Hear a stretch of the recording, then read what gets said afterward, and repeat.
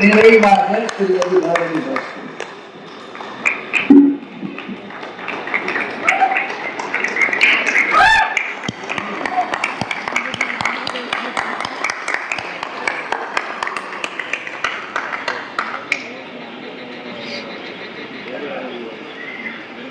அன்பும் அறிவும் வாய்ந்த நடுவர் அவர்களே, மேடையில் இருக்கின்ற பேச்சாளர் பெருமக்களே, மிகச்சிறப்பாக இந்த மழைக்கு நடுவேயும் இந்த நிகழ்வை ஒருங்கு செய்திருக்கின்ற இந்த புத்தக கண்காட்சியினுடைய மூளையாகவும் இதயமாகவும் இயங்கிக் கொண்டிருக்கின்ற எங்களினுடைய அன்புக்குரிய பப்பாசியினுடைய தலைவர் ஐயா கவிதா சேது சொக்கலிங்கம் அவர்களே, ஏனைய உறுப்பினர்களே, இந்த நிகழ்வுக்கு வந்து எங்களுக்கு பெருமை சேர்த்திருக்கின்ற அன்பான சொந்தங்களே, நண்பர்களே, எல்லாருக்கும் என்னுடைய வணக்கம். வில்லங்கமான அணியிலிருந்து நான் இப்போது பேச வந்தேன்.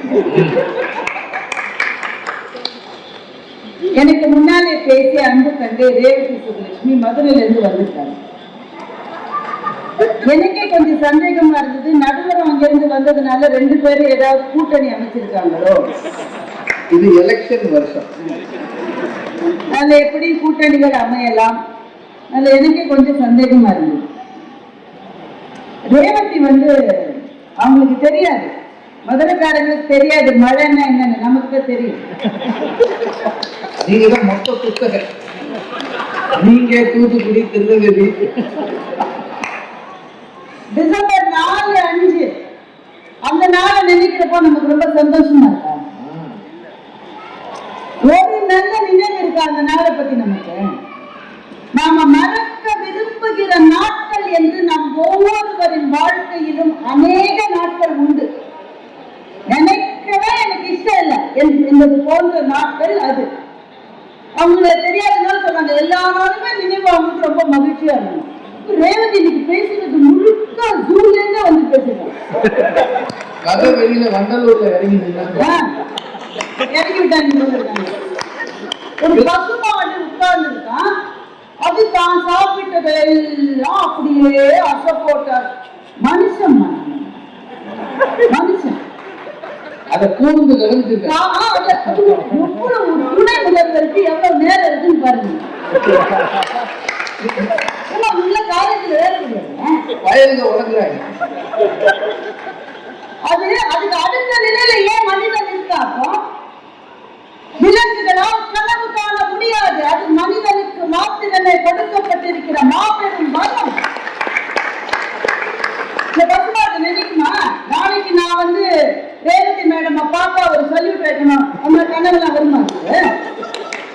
அதுக்கு தெரிஞ்ச ஒரே ஒரு விஷயம் அசை போடுதல் தான். அப்போ விலங்குகளில் இருந்து ஒரு அறிவு அதிகம் பெற்ற 6ஆம் அறிவு பெருசையாக நாம் இருக்கிறோம் என்றால் அதுக்கு நமக்கு இருக்கிற வித்தியாசமே அதுதான். இது கூட தெரியல, ஒரு பேராசிரியர், ஒரு துணை முதல்வர், நடுவர் வேற அவங்களுக்கு ரொம்ப சப்போர்ட்டா ரொம்ப நல்லா பேசிக்கிற மாதிரி சொல்லியிருக்கேன்.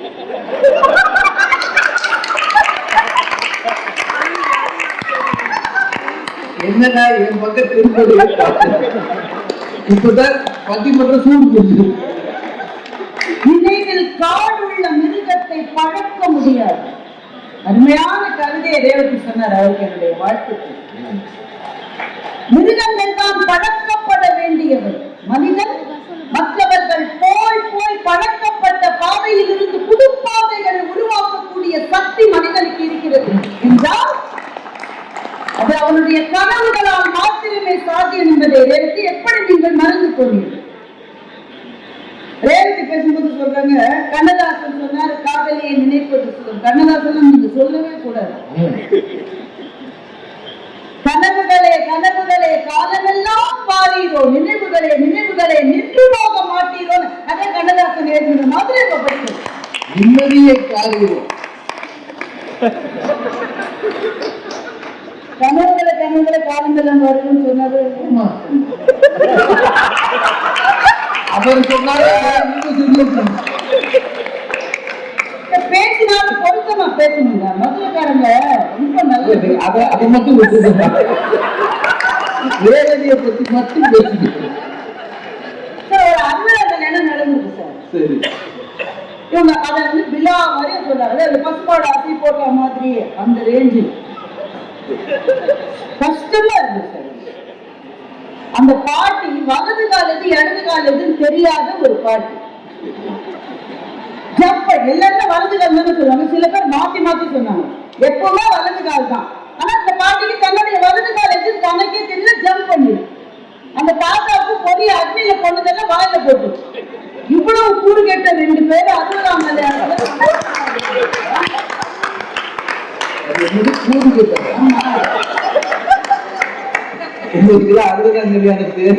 இல்ல சுத்தி இருக்கிற பூரா சந்தோஷமா இருந்திருக்காங்க. சுத்தி இருக்கிறவங்க எல்லாம் யாரும் வயசு இளைஞர்கள் அவங்க சந்தோஷமா தான் இருப்பாங்க.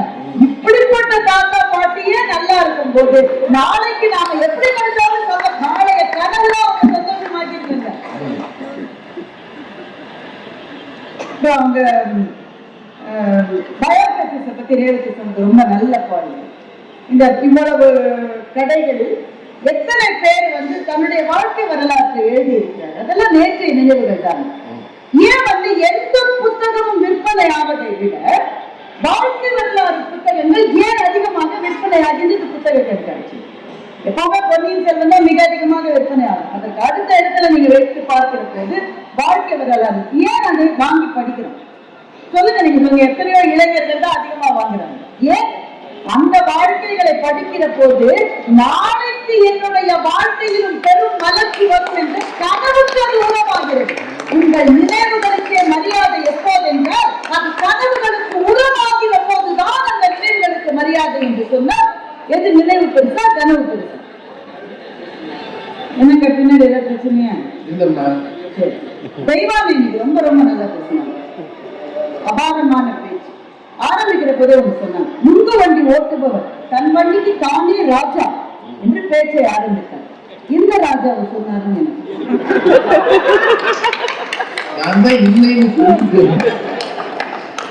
நினைவு இல்லம் உண்டு, நினைவு மண்டபம் உண்டு, அப்படி கனவு இல்லம் என்று ஒன்று உண்டா என்று தெய்வானை கேட்டார்.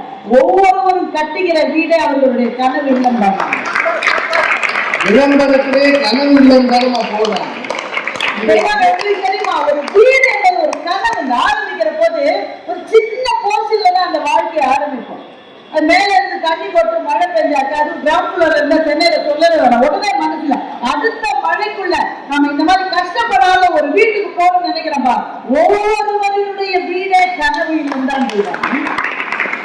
மழை பெய்யுற வரைக்கும்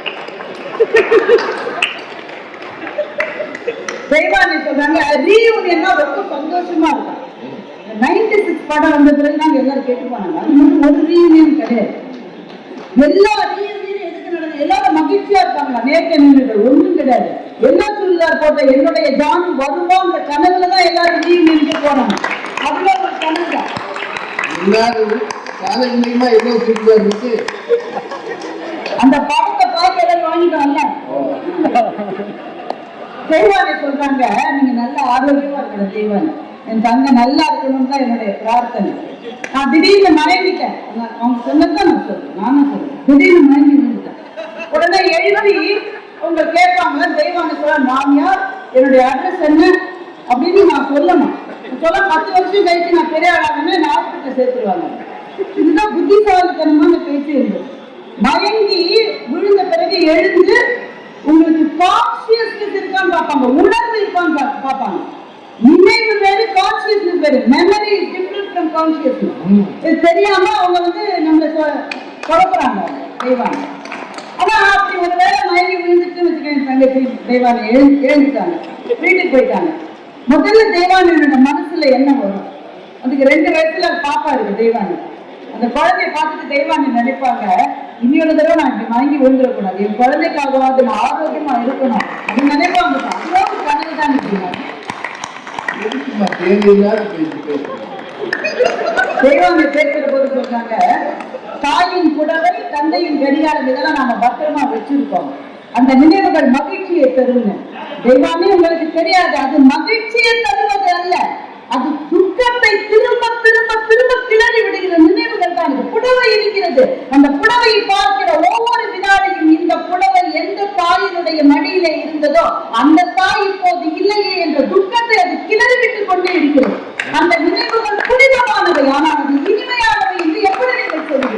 தைரியமா சொல்லுங்க. ஒரு மரணம் என்பது நம்முடைய நினைவு அடுக்கிலே என்றென்றைக்கும் உடைத்து வாழ்கிறது. ஆனால் ஒவ்வொரு நிமிடமும் என் தாயை நினைக்கிற போது என் கண்ணிலிருந்து கண்ணீர் வருகிறது. அவளோடு வாழ்ந்த நாட்கள் இனி திரும்ப வரவே வராது என்ற கவலை மேகங்களை என் இதயத்துக்குள்ளே நான் தூக்கி சுமக்கிற போது எனக்கு எது நம்பிக்கை தெரிகிறது? என் மகளை பார்க்கிறேன்.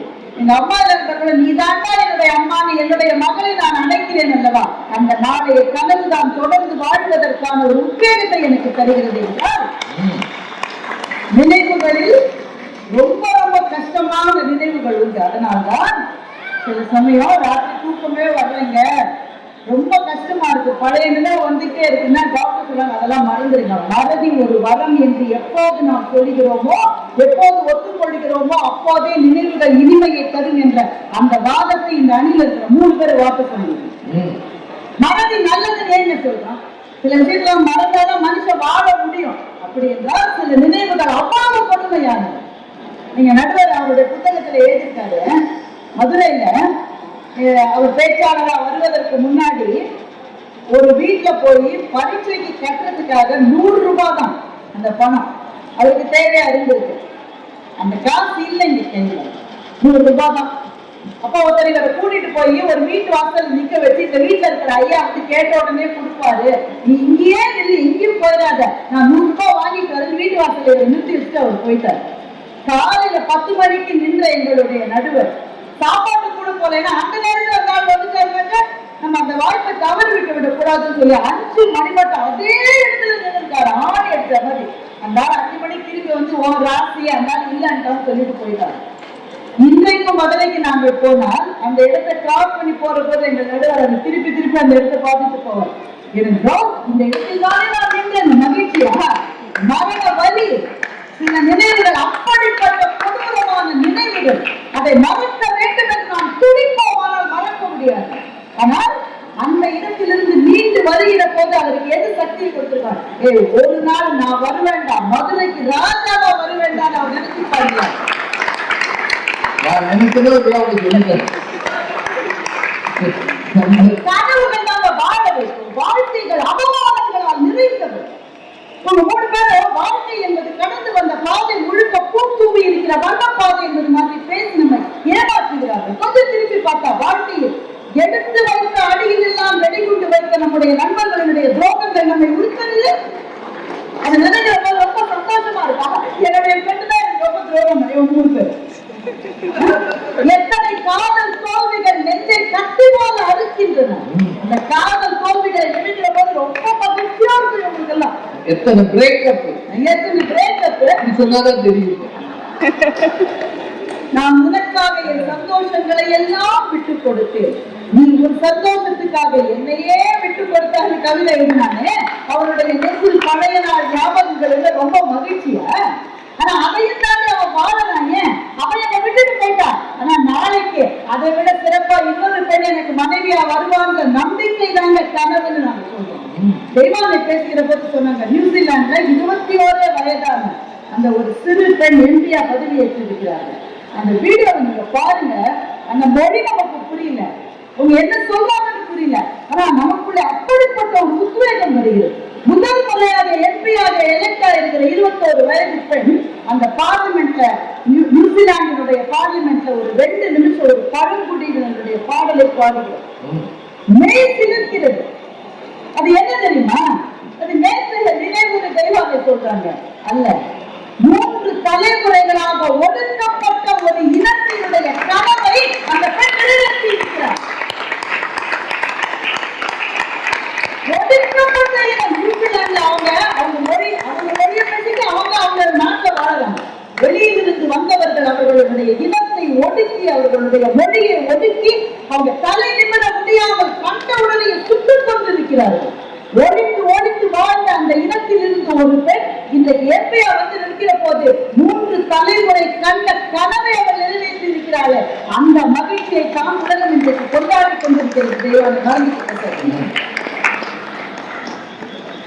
இலக்கியத்தினுடைய படைப்புகள் எல்லாமே எழுத்தாளனுடைய கனவு என்று நான் சொல்லுவேன்.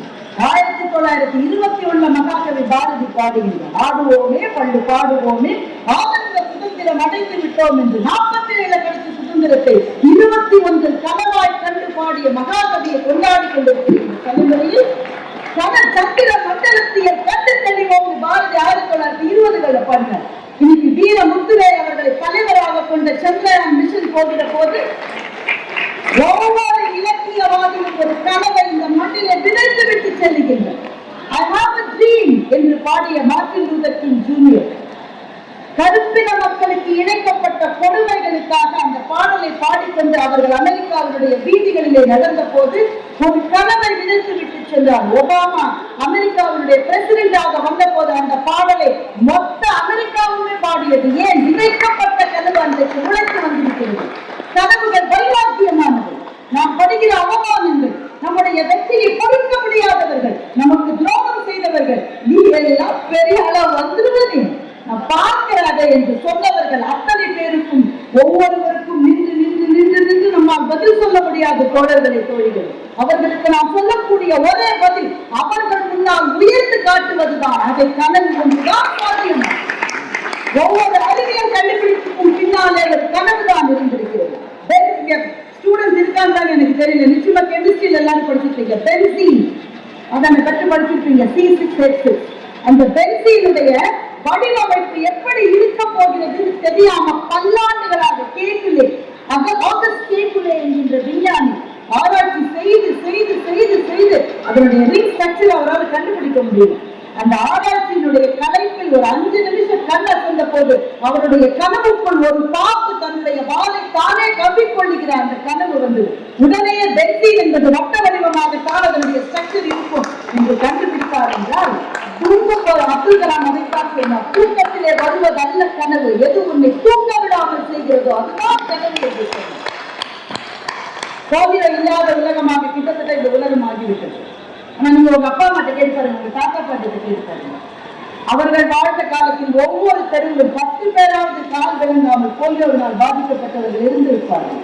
அந்த நிலைமையை கடந்து இன்றைக்கு வந்திருக்கிறோம் என்றால் ஜோசப் சாக் என்கின்ற விஞ்ஞானியுடைய கனவு கால் கை சரியாக இயங்குகிற மனிதர்கள் மாத்திரமே இந்த உலகத்தில் எதிர்காலத்தில் வாழ்வார்கள் என்பதை தன்னுடைய மிஷன் ஸ்டேட்மெண்டாக கனவாக அவர் எழுதி வைத்து அவர் கண்டுபிடித்துதான் போலியோ. ஒவ்வொரு விஞ்ஞான கண்டுபிடிப்புக்கும் பின்னாலே கனவு இருக்கிறது. ஒவ்வொரு கலை படைப்புக்கும் பின்னால் கனவு இருக்கிறது. எழுத்தாளர் ஜெயமோகன் எழுதுகிறார், 2000, 3000, 4000 வருஷத்துக்கு முன்னால வாழ்ந்த மனிதன் குகை ஓவியங்களை செதுக்கிவிட்டு போயிருக்கிறார். அவனுக்கு என்ன மொழின்னு நமக்கு தெரியாது, அவன் என்ன பேசினா நமக்கு தெரியாது, அவனுக்கு மொழி இருந்ததா கூட தெரியாது. அவர் குகை ஓவியங்களை செதுக்கி விட்டு போயிருக்கிறார். அந்த குகை ஓவியங்களை நீங்கள் போய் பார்த்தால் எந்த நாட்டு, நம்ம தர்மபுரியில இருக்கு, கர்நாடகால இருக்கு, ஆப்பிரிக்கால இருக்கு, எங்க போய் பார்த்தாலும் குகை ஓவியங்கள் ஒன்றே போல் இருக்கின்றன. மனிதன் 20 அடிக்கு செதுக்கிட்டாங்க. அவன் 6 அடி 7 அடி தானே இருந்திருப்பாங்க. ஆனா 20 அடி மனித உருவங்களை செதுக்கி இருக்கிறார்கள். சுற்றிலும் எல்லா மிருகங்களையும் சின்ன சின்னதாக செதுக்கி இருக்கிறார்கள் என்றால் ஆதி மனிதனுடைய கனவே தன்னை தாக்க வருகிற விலங்குகளை விட தான் உயர்த்தி இருக்க வேண்டும் என்ற கனவைத்தான் அவர்கள் குகை ஓவியங்களாக செதுக்கி இருக்கிறார்கள். அப்ப கலைக்கு பின்னால் இருப்பது கனவு. ஒரு விளையாட்டு வீரனுடைய வெற்றிக்கு பின்னால் இருப்பது கனவு. அதைத்தான் சொல்லுகிறார்கள். உனக்கு வருகிற தடைகளை நீ நினைக்க ஆரம்பித்தாலே தோல்விக்கான ஆரம்பம் அது. இந்த தடைகளை தாண்டி நான் முன்னேறுவேன் என்று எவன் நிற்கிறானோ அவனுக்கு தான் வெற்றி கிடைக்கும் என்றால் ஒவ்வொரு விளையாட்டு வெற்றிக்கு பிறகும் இருப்பது கனவு. ஒவ்வொரு இலக்கியத்துக்கும் பின்னால் இருப்பது கனவு. எங்கேயோ இந்த மானுட சமூகம் இந்த அளவு எழுந்து வந்திருப்பதற்கு பின்னால் பல பேருடைய கனவுதான் இருக்கிறது என்று சொன்னால் இவ்வளவு பெரிய விஷயத்தை நாங்க பேசிட்டு இருக்கோம். ஒரு சின்ன பிள்ளைய முதல் பேச்சாளராக போட்டு என்ன பிள்ளையா பெரிய வழக்கறிஞருக்கு ரொம்ப வழக்குங்க. ஆனா இன்னும் நுங்கு வண்டி ஓட்டிட்டு லைட் ஃப்ரூட் சாப்பிட்டு கேஸ் கிடைக்கிறது அவருடைய பேச்சுல என்ன அதெல்லாம் சொல்லிட்டு இருந்தாரு. அதெல்லாம் அந்த வயசுல நல்லா இருக்கு. தம்பி கல்யாணம் இருக்கிறவங்களுக்கு இல்ல நீங்க சொல்லாதீங்க, உங்க 2 கூட பொண்ணு கிடையாது. நம்முடைய திருமண ஊர்வலத்தை நொங்கு வண்டியோடு நான் எதிர்காலத்துல எப்படி இருப்பேன் என்ற நம்பிக்கை தான் நம்மளை வழக்கறிஞர் ஆக்கியது. அவர் பேசி முடிக்கிற போது சொன்னாரு, அடுத்த வருஷம் நீங்க வந்து நினைப்பீங்களாமா இங்க வந்து அவர் பேசினாரு, அருள் பேசினாரு. அதுவே ஒரு கனவு தானே. உங்களுடைய கனவை தானே இந்த மேடையில் விதைத்து விட்டு கொண்டிருக்கிறீர்கள். நினைவுகள் சில சமயம் இனிமையான நினைவுகள் எல்லாருக்கும் உண்டு, இல்லை என்று நாங்கள் மறக்கவில்லை. ஆனால் எல்லா நினைவுகளும் இனிமையானவை அல்ல. நாம் மறக்க விரும்புகிற நினைவுகள் நமக்குள்ளே உண்டு. அந்த நாளை நான் நினைச்சு பார்க்கவே நான் விரும்பலன்னு நம்ம எல்லாரும் சொல்லிக்கிற சில நாட்கள் நம் வாழ்க்கையிலே உண்டு. ஆனால் அந்த கனவை நான் நினைச்சு பார்க்கவே விரும்புறது ஒருவர் கூட சொல்ல மாட்டேன். ஏனென்றால் அந்த கனவுகள் நடந்ததோ நடக்கவில்லையோ, வாழ்க்கையினுடைய அடுத்த கட்டத்துக்கு கனவுகள் தான் நம்மை அழைத்துச் செல்லும். Dreams make us disciplined என்று ஒரு ஆங்கில பழமொழி இருக்கிறது.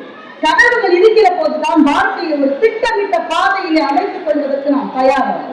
அடுத்த கட்ட பயணத்தை நோக்கித்தான் நம்முடைய வாழ்க்கை செல்லுகிறது. நம்முடைய பிள்ளைகள் அப்படி செல்ல வேண்டும் என்று நாம் விரும்புகிறோம் என்றால் கனவுகள் வைராக்கியமானவை, நம்மை வாழ வைப்பவை. நினைவுகள் சில சமயத்தில் மகிழ்ச்சியை தரலாம், ஆனால் பல நேரத்தில் நெஞ்சத்துக்குள்ளே இருக்கிற துயரங்களை மறக்க விரும்புகிற சாதாரண கனக மானிட பூச்சிகள் தான்.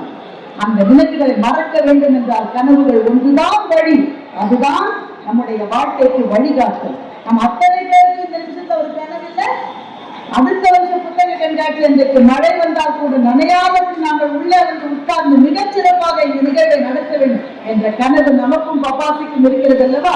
அந்த கனவு தான் அந்த இடத்துக்கு நம்மை அழைத்து செல்லும் என்று சொன்னார்.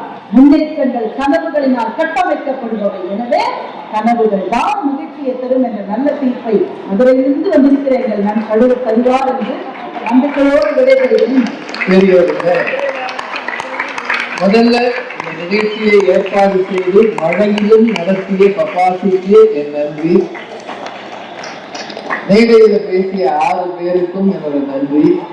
இன்னமும் இருந்து கேட்கிற உங்களுக்கு 1000 நன்றி. ஒரு 10 நிமிஷத்துல முடிச்சிடலாம், அதுக்கு மேல எடுத்துக்க மாட்டேன், கொஞ்சம் பொறுத்துக்கல. பாரதி பாஸ்கர் அவர்கள் நாளைய கனவுகளில் போராடி பேசியிருக்கிறார். விலங்குகளுக்கும் மனிதனுக்கும் வித்தியாசம் இருக்கிறது. விலங்குகளை விட 6 அறிவு, ஒரு அறிவு கூடுதலாக இருக்கிற 6 அறிவு படைத்தவன். அவனுக்கு மட்டும்தான் கனவுகளை காண தெரியும். இன்னைக்கு அகத்திக்கீரை போடுறாங்க, ஆடு சாப்பிடுது. நாளைக்கும் எனக்கு அகத்திக்கீரை போடுவார்கள் நம்புமாறு இல்ல கனவு காணுமா? நாளை காலையில அது குர்பானி ஆக்கியிருப்பான், இல்ல பிரியாணி ஆக்கியிருப்பான் இல்லையா? விலங்குகள் வேறு, மனிதன் வேறு.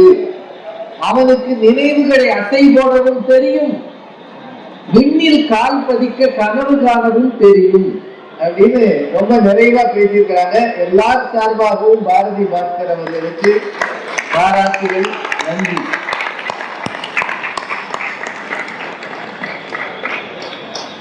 நேற்றைய நினைவுகள்ல மகிழ்ச்சியே இல்லையா? யோசிச்சு பாருங்க. சின்ன பிள்ளையா இருந்தப்போ நமக்கு கொஞ்சம் கூட சந்தோஷம் வந்தது இல்லையா? முதல்ல உங்க அப்பா வாங்கி தந்த ஒரு வாட்ச், அதை கட்டிக்கிட்டு நீங்க ஸ்கூலுக்கோ காலேஜுக்கோ போன நினைவு மகிழ்ச்சி இல்லையா? முதல்ல உங்களுக்கு கிடைத்த 100க்கு 100 கணக்குல கிடைச்ச உடனே உங்க அப்பா சொல்றாரு, ஏன் உங்க அம்மாவே சொல்றாங்க, இந்த குடும்பத்துல யாருக்குமே கணக்கு வராது, அத்தனையும் மக்கு நீ தாண்டா 100 வாங்கியிருக்க அப்படின்னு சொன்ன உடனே நமக்கு ஒரு படு சந்தோஷம். இந்த பரம்பரையிலேயே அறிவாளி நான் தானே நினைச்சது இல்லையா? அப்பா பார்த்துட்டு 100க்கு 100 பரவாயில்ல போ, ஏன்னா அவர் 40. அவர் பாராட்ட மனம் இல்லைனாலும் ஒரு மனசுக்குள்ள மகிழ்ந்திருப்பார்னு நமக்கு தெரிஞ்சது இல்லையா? என்னங்க இதெல்லாம் சந்தோஷம் இருந்தது இல்லையா? சின்ன குழந்தையா இருக்கும்போது உங்களை கூட்டிட்டு போய் ஒரு சுற்றுலாவுக்கு உங்க பெற்றோர் கூட்டிட்டு போய் ஊட்டியோ கொடைக்கானலோ நல்ல குளிர்ல அப்படியே நடுங்கும் போது அம்மா பக்கத்துல வந்து அந்த சேலையோட சேர்த்து அணைச்சிக்கிட்டு குளிராதுடா என் கூட இரு, முதலே சொன்னேன் உங்க அப்பா கிட்ட சொட்டு வாங்கிடுவாங்க, எல்லாருக்கு அவன் அறிவு ஏது, நான் தாக்கா உனக்கு சொட்டது மாதிரி என் கூட நல்லா இறுக்கமா கட்டிக்கிறாங்க. அந்த கதகதப்புல அவன் மகிழ்ந்தானே, குளிர் போனது, அந்த நினைவு மகிழ்ச்சி தரலையா? தருமா தரலையா? ஒரு டீனேஜ் வந்த பிறகு கோலம் போடுற அந்த அழகை பார்க்க போன பையன் கோலத்தை தான் பார்க்க போன, அவன் இந்த பக்கம் பார்க்க அந்நேரம் கோலம் போட்ட பொண்ணு தற்செயலா அவனை பார்க்க. ரெண்டு பேர் மனசுலயும் எந்த எண்ணமும் கிடையாது. அந்த பொண்ணு கோலத்தை ஒருத்தன் பார்க்கிறானேன்னு பார்த்தது. கோலம் நல்லா இருக்கேன்னு அவன் பார்த்தான். காலம் செய்த கோலம் ரெண்டு கண்ணும் ஒன்னாயிடுச்சு. இருவரும் மாறி புக்கு இதயம் எழுதி கண்ணோடு கண்ணினை நோக்க ஒன்னு கவி. 60ஆம் கல்யாணத்துல கூட ஒருவேளை அவரோட அதிர்ஷ்டம் அல்லது துரதிஷ்டம் அந்த பொண்ணையை கட்டியிருந்தான்னு வைங்க. 60ஆம் கல்யாணத்துல கூட அவன் எதை நினைப்பாங்க, ஒவ்வொரு நாளும் கோலம் போடும் போதும் ஒண்ணு பார்த்தேன் பாரு, இதுதான் எனக்கு ஞாபகம் வருதுன்னு நினைப்பானா நினைக்க மாட்டாங்க. என்ன உங்களுக்கு அந்த கோலமே பார்த்தது இல்லையா? முதல் சந்திப்பு, முதல் பார்வை, முதல்ல காதலிச்சு அந்த பொண்ணை கூட்டிட்டு போன கோயில் அல்லது ஒரு ரெஸ்டாரண்ட், ரெண்டு பேரும் ஒரு கோக் வாங்கி 2 ஸ்ட்ரா போட்டு உறிஞ்சினது, ஒரு ஐஸ்கிரீமை மாறி மாறி சாப்பிட்டது, எல்லாத்துக்கும் மேல 1000 சண்டை போட்டாலும் அவங்க வீட்டுல கல்யாணத்துக்கு ஒத்துக்கிட்டது. வெட்டி பிடிவேன் அவங்க அப்பா பெருவெல்லாம் உருண்டு கிடந்து, அவன் எனக்கு மகனே கிடையாது, நான் சொல்ற பொண்ணத்தான் கட்டணும், கண்டவளை இழுத்துட்டு வந்தாலும் காலை நறுக்கிடுவேன்னு சொன்னவர் தொலைஞ்சு போனார். அவர் சொன்னது தொலைஞ்சு போனான்னு தான் சொன்னாரு. ஆனா அதுலதான் அவனுக்கு வாழ்க்கையே வந்ததுன்னா அந்த சந்தோஷம் இருக்குமா இருக்காது. இதெல்லாம் பழைய நினைவுகள்ங்க, நேற்றைய நினைவுகள். எந்த காலத்திலேயே அது சந்தோஷம் இருக்கும். திருமணத்து அன்னைக்கு அந்த அம்மாவை முதல்ல திருமாங்கல்யம் அணிவித்தது, 2 பேரும் அக்கினி வலம் வந்தது, போட்டோவுக்கு போஸ்ட் கொடுத்தது, அந்த பொண்ணு அழகா சிரிச்சு நம்ம அசிங்கமா மூஞ்ச வச்சது, கல்யாணத்து அன்னைக்கு எல்லாரும் சாப்பிட்டு போய் பொண்ணு மாப்பிள்ளைக்கு சோறு இல்லாம விட்டது, 1000 பேர் வந்தாங்களே, 1 லட்சம் ரூபாய் மொய் வந்திருக்கும். அப்பா கணக்கு பார்க்கையில 50 60 அத்தனை பேரை எழுதிட்டு போய் மொத்தமே 50,000 தான் நின்றது. எல்லாம் நினைவு விட ஒரு ஆபத்திலிருந்து தப்பித்தது, ஒரு நெருக்கடியிலிருந்து மீண்டது. நெருக்கடி வந்துருச்சு, அதுல இருந்து மீண்டது. இதெல்லாம் நமக்கு சந்தோஷம் தானுங்க. நேற்றைய நினைவுகள் நிரந்தரமானவை, நாளைய கனவுகள் நிச்சயமற்றவைன்னு இந்த அடி சொல்றதுல என்னங்க தப்பு?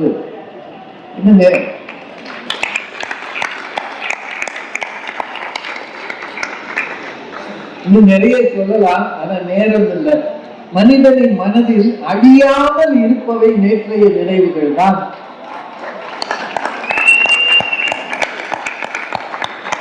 அந்த நிரந்தரம். ஏன்னா அது திரும்ப 2023 நம்ம போக முடியாது, திரும்ப டிசம்பர் 4, 5க்கு போக முடியாது. பாரதி மேடம் என்ன கேட்கிறாங்க, அந்த நாளை திரும்ப நினைப்பியா? என்னங்க, ஒரு ஆள் மட்டத்துக்கு தண்ணி, ஒரு ஆள் உயரத்துக்கு தண்ணி, 5 நாள் கரண்ட் கிடையாது, பால் கிடையாது. இந்த வீட்டுல இருக்கிறவன் அந்த வீட்டை பாக்குறான், அந்த வீட்டுல இருக்கிறவன் இந்த வீட்டை பாக்குறான். ஒரு நாளைக்கு 10 தடவை ஓடுன பிள்ளைகள்லாம் ஒழுங்கிக்காம உட்கார்ந்து இருக்கு. திரும்ப யோசிச்சு பார்ப்பீங்களா அந்த நாளை? அப்ப நாம என்ன செய்யறோம்? சில நினைவுகளை மறக்க நினைக்கிறோம். நீ ஜென்மத்துக்கு அப்படி வரக்கூடாது சாமி, எங்களை அப்படி விட்டுறாத, மழையே பெய்யாட்டியும் பரவாயில்ல, பெஞ்சு கெடுக்காது அப்படின்னு நமக்குள்ள தோணுதான் இல்லையா? இந்த மழையில மிகச்சிறந்த எழுத்தாளர் எஸ் ராமகிருஷ்ணன் அவர்கள் ஏறக்குறைய 20 லட்சம் ரூபாய் பெறுமதியான புத்தகங்களை கொரோனால இழந்தார். உங்களுக்கு தெரியும் இல்லையா? அவரது வாழ்நாள் சேமிப்பு அது. புத்தக கண்காட்சியில தான் எல்லாருக்கும் சொல்லணும். நான் ஒரு விஷயம் மட்டும் இந்த தலைப்புக்கு சம்பந்தம் இல்லாம சொல்லிடுறேன். நம்ம வீட்டுல எத்தனையோ அறைகள் இருக்கின்றன, ஆனால் நூலகம் மாதிரி ஒரு சின்ன மினியேச்சர் நூலகமாவது உங்க வீட்டுல நீங்க வைக்க பாருங்க. புத்தக கண்காட்சிக்கு வந்ததுக்கு ஒரே ஒரு ஆகப்பெரிய செயல் என்னன்னா, ஒரு 10 புத்தகத்தையாவது வைங்க. நீங்க எந்த சமயம் சார்ந்திருக்கிறீர்களோ அந்த சமய புத்தகங்களை, வேதங்களை, குரான, பைபிள, திருவாசகத்தை எதையோ ஒன்று வாங்கி வைங்க. அது தவிர சிறு குழந்தைகளுக்கான இலக்கியம், ஒரு பாரதியார் கவிதை, ஒரு திருக்குறள் நூல், அதுக்கான உரை நூல், சமகாலத்தில் வந்திருக்கிற கவிதை புத்தகங்கள், மிகச்சிறந்த எழுத்தாளர்கள் ஜெயமோகன் மாதிரி, எஸ்ரா மாதிரி எத்தனையோ பேர் இருக்காங்க. சாரு நிவேதிதா பழுப்பு நிற பக்கங்கள் ஒரு புத்தகம் எழுதியிருக்கிறார். ஒரு 3-4 தொகுதி இருக்கு. அந்த புத்தகங்களை தயவு செய்து வாங்கி வாசிங்க. எத்தனையோ பேரை பத்தி அறிமுகம் அதுல இருக்கு. வாசிக்க வாசிக்க கீழே வைக்க தோணாது பழுப்பு நிற பக்கங்கள். இதெல்லாம் வாங்கி வாசிங்க, வீட்டுல வாசிங்க. உங்க வீட்டுல பூஜை அறை இருப்பது போலவே புத்தக அறையில் இருக்க வேண்டும். அதுதான் புத்தக கண்காட்சிக்கு நீங்கள் வந்ததற்கான ஒரு பலன் என்று தயவாக சொல்லிக் கொள்கிறேன். இப்ப தலைப்புள்ள வந்திருந்தான். நேற்றைய நினைவுகள்ல கசப்பானவை உண்டு. பாரதி மேடம் என்னோட இதை சொன்னாங்க. நான் கஞ்சி இல்லாம காசு இல்லாம நின்று கதையை சொன்னாங்க. ஏன் எனக்கு கட்டிட்டே கிடக்காங்க? யாராவது பேசணும்னா மேடைக்கு வாங்கய்யா. நாங்க இது வியாபாரம் நடக்குறாங்க, கொஞ்சம் அமைதியா இருக்கீங்க, முடிச்சிருவோம். காவல்துறை இல்லாம நமக்கு அமைதியா இருக்கிறதே இல்லை. அவங்கதான் எத்தனையோ கண்ட்ரோல் பண்ணுவோம். அந்த பாரதி மேடம் சொன்னது உண்மைதான். ரொம்ப கஷ்டத்துல நான் வாழ்ந்திருக்கிறேன் சின்ன வயசுல. ஒரு தடவை கூட அந்த செமஸ்டர் ஃபீஸ் நான் அந்த நாட்களுக்குள்ள கட்டியதில்லை. கல்லூரியில படித்த காலங்கள்ல ரீயூனியன்றாங்கல்ல, நான் படித்த கல்லூரிக்கு நான் போயிருக்கிறேன். அப்ப அந்த பிரின்சிபல் ஆபீஸ் முன்னாடி ஒரு போர்டு, அந்த காலத்துல சாக்பீஸ்ல எழுதி போடுவாங்க. அதுல இந்த செமஸ்டர் ஃபீஸ் கட்டாதவர்கள் வரிசை அப்படின்னு நம்பர் பேர் போட்டிருப்பாங்க. நம்பர் பேரு ஒவ்வொரு ஆண்டும் ஒவ்வொரு செமஸ்டர்ல 7 பேர் தான் முதல்ல இருக்கும். நான் இந்த கல்லூரிக்கு போகும்போது மஞ்சள் தாவணியை பார்க்க போல, மஞ்சள் சுடிதார், அந்த போர்டு இன்னும் இருக்கான்னு பார்க்க போனேன். ஆனா இப்பெல்லாம் போர்டுல எழுதுறது போல. இப்ப எதாவது கட்டளையில பிரிண்ட் அடிச்சு போட்டுறாங்க, இல்ல வராதது வருத்தி விட்டுறாங்க. இந்த காலத்துல வருத்தி விட மாட்டாங்க, போர்டுல எழுதி போடுவாங்க. அந்த கவலை கண்ணீர் இன்னமும் இருக்கிறது. எப்படிடா இருந்தோம் அந்த நேரம். என் ஃப்ரெண்ட்ஸ் எல்லாம் வருவாங்க. நான் படிச்சது வணிகவியல், பிகாம். அந்த காலத்துல இன்ஜினியரிங் ஈக்குவல் பிகாம். என் ஃப்ரெண்ட்ஸ் வந்து கேட்பாங்க, ஏன்னா உங்க பேர் அங்க இருக்கு, உங்க வீட்டுல காசு இல்லையாடா, நாங்க வேணா உனக்காக கட்டலான்னு கேட்பாங்க. இப்போ எனக்கு சரின்னு சொல்லவும் தோணாது, சொன்னா அசிங்கமா இருக்கும். காசு இல்ல ஆமான்னு சொல்லவும் தோணாது. அவங்க முன்னாடி நான் ஒரு மாதிரி முகம் வச்சிருந்தேன் பாருங்க.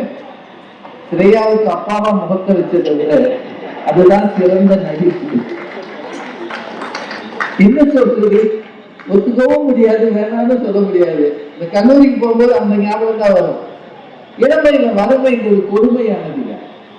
இன்னைக்கு நான் அந்த வழியில வரும்போது, நானும் என்னோட ஓட்டுநர் வரும்போது, ஒரு சின்ன பையன்கிட்ட இந்த வழியை கேட்டோம்.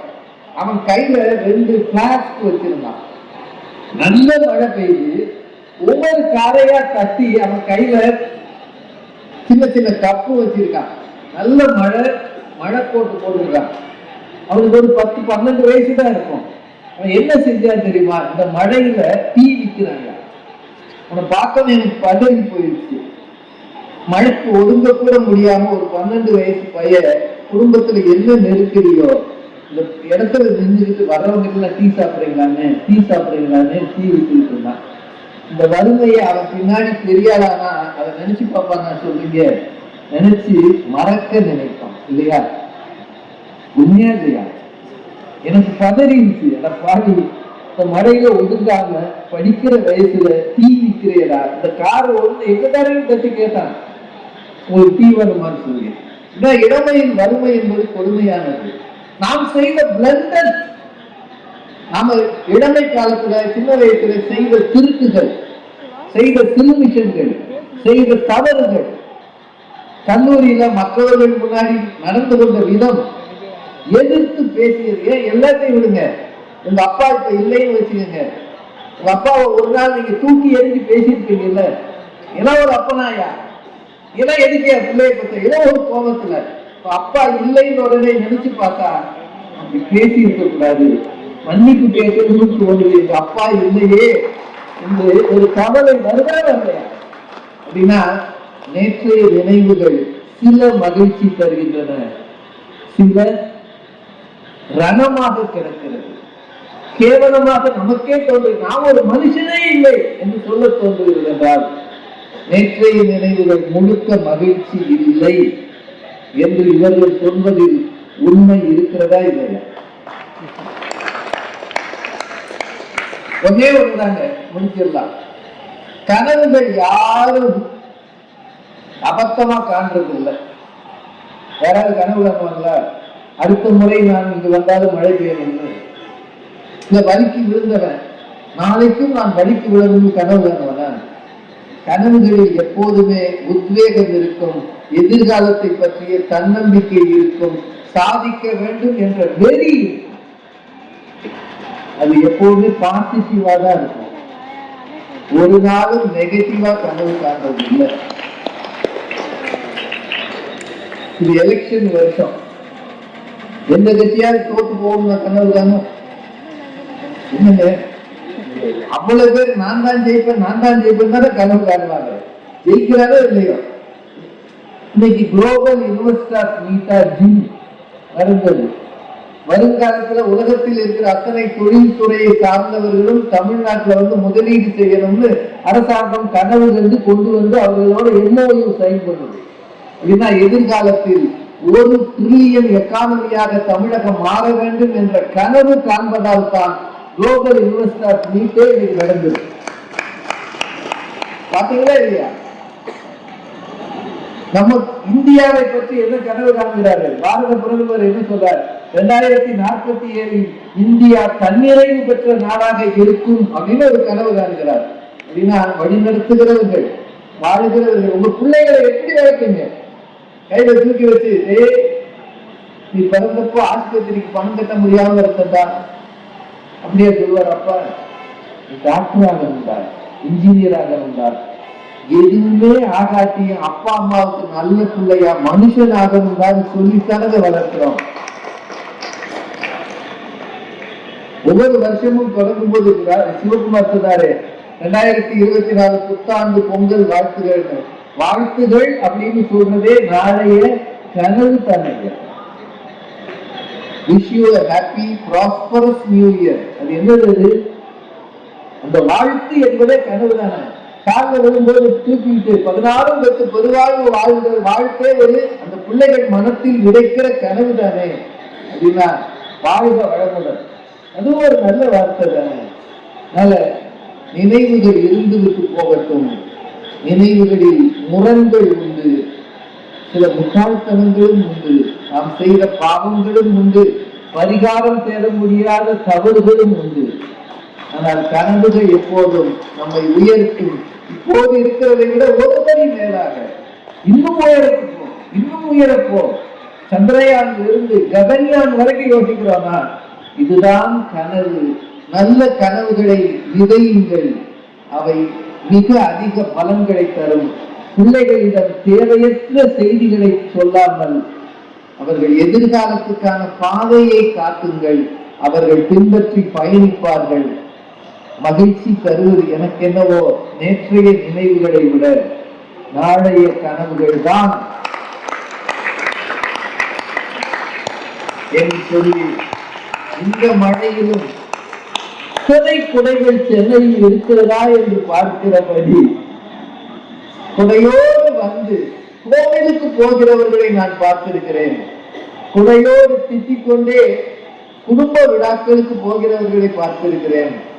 ஒருத்தருக்கு போறவங்களை பார்த்திருக்கிறேன். குடையோடு புத்தக கண்காட்சிக்கு வந்த பெரும் தகைமையாளர்கள் நீங்கள் தான் என்று சொல்லி இந்த அத்தனை பேருக்கு வாழ்த்து சொல்லி வணங்கி விடைபெறுகிறேன். நன்றி.